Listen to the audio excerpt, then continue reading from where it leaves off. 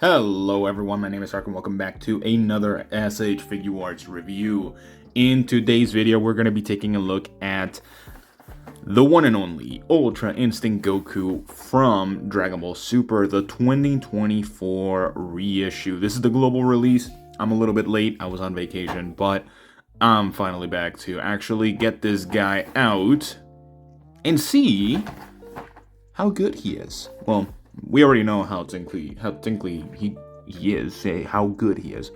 I'm stuttering. Holy hell! Let me just open this guy and move on. All right, so we have the man himself, Ultra Instinct Goku, and I gotta say, we already know what I'm gonna say about this guy. So I'm gonna try to go through this real quick. Now, the reason why I'm not gonna take too long in analyzing this guy is mostly because he has the exact same body and proportions as the Ultra Instinct Toyotaro Goku that I reviewed last February. So it's pretty much the exact same body with a couple of slight differences.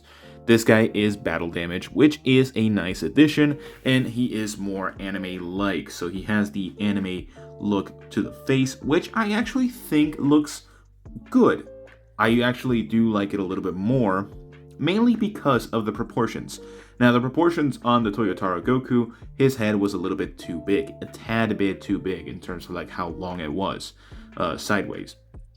But this guy, this one was made for this guy, so it makes the most sense that they just use this as the reissue, of course. So a couple of different things as well is that his undershirt is a completely different blue than what it needs to be. Especially if you've watched the anime or even seen the manga as well, he is supposed to have this exact same blue as the wristbands and the waistband. Not the boots, because the boots are always a different color, but at the same time, it just kind of stands out the most. Just that bright-ass blue does not really compensate it well, in my opinion. But again, he also has a couple of other issues that I don't remember if I pointed out in that Toyotaro Ultra Instinct review, but his butterfly joints can't really move backwards, so I am kind of getting into the articulation section a little bit. He can move them backwards. He does have a gap on the neck, a very big one in my opinion. I think the neck gap is pretty huge in my opinion. He can't really look up whatsoever. He can look down, which is good. He can move side to side, but it's a hinge peg. It's a ball hinge, so unfortunately we are stuck with that for this guy. They don't want to update some of those things for old figures, which makes sense. Arms can get a little bit about a T-pose. He can rotate them 360 degrees. Bicep swivel, which is good. Double jointed elbow, the usual, of course. So he doesn't have any sort of terrible qualities for him in terms of the arms. Butterfly joints kind of don't work at all. They're very limited. That's as far as you're going to get it. You could probably get it a little bit further, but I don't want to risk breaking this figure straight out of the package. Ab crunch, not really the greatest. Well, actually, it's a pretty good ab crunch, not going to lie. Ab crunch is pretty good, especially if you're going to look all the way down with the neck. But going up, it's actually not bad. I forgot that it wasn't terrible. But at the same time, you're going to get a huge gap right here. So it's up to you if you want to buy this guy. Again, if you like how he looks just from afar, great. But if you want to actually get him to some decent poses, you might be limited. Of course, you can move swivel him side to side, of course. He can rock back and forth or side to side as well. Again, he has pretty good range of motion for the body itself. For the legs, he can do the splits. It's a 2.0 model Goku, so he can do the splits pretty decently. A little bit better than 90-degree angles on that. He can kick forward and kick backwards pretty well. Double jointed knee for both of them. This is one of the occasions where it does have two different double jointed knees.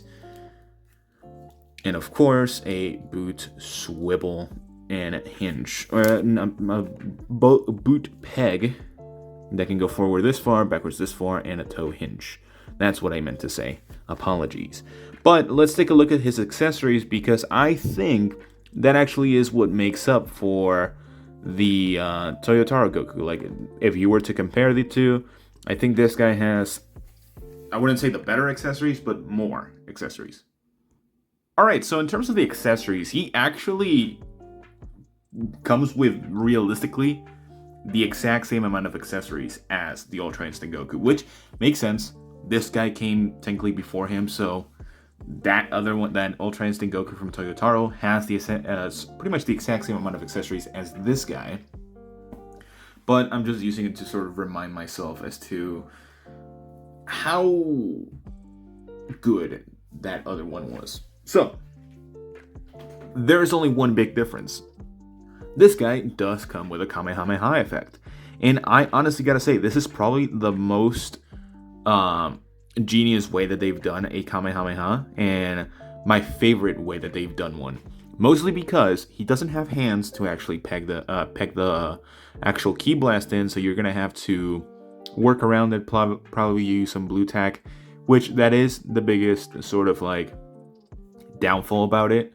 But at the same time, the way that these beam effects kind of slot in is beautiful. Each and every single one is supposed to go in a specific spot, and I like that. It joins in very easily, and realistically, you just push down on the actual effect piece, and it slots right in. Now, he does come with 3 different facial expressions. One where he's grunting his teeth. Those teeth are pretty much blank. I kind of wish there was a better line going across them. A nice shouting face. Very, very cool. And a looking to the side face, of course. So, again, he comes with the exact same amount of hands. 2 grasping hands, or 2 Kamehameha hands, 2 fighting pose hands, and 2 Ki Blast shooting hands.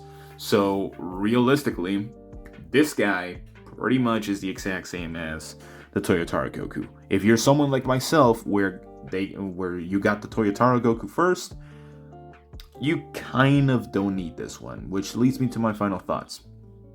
This guy, while good, he doesn't really have any qualities that are better than the Ultra Instinct Goku.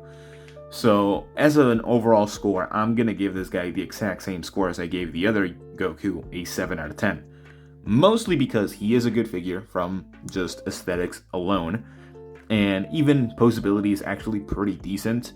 It's just accessories are quite lacking. The Kamehameha effect is pretty good and a very nice addition, but at the same time, they could do so much better. They just need to retire this Ultra Instinct body, in my opinion, and give us a whole brand new one. Something more akin to the legendary Super Saiyan Goku that released almost a year and a half ago. So, yeah, I would like to know your guys' thoughts on this figure. Do you like it? Do you not like it? It's a reissue, so if you're wanting to get an Ultra Instinct Goku and you like the anime look a lot more, then this guy is your go-to Ultra Instinct Goku. But besides that, that's pretty much all the time I have for you guys today. I will see you all in the next one. Bye-bye.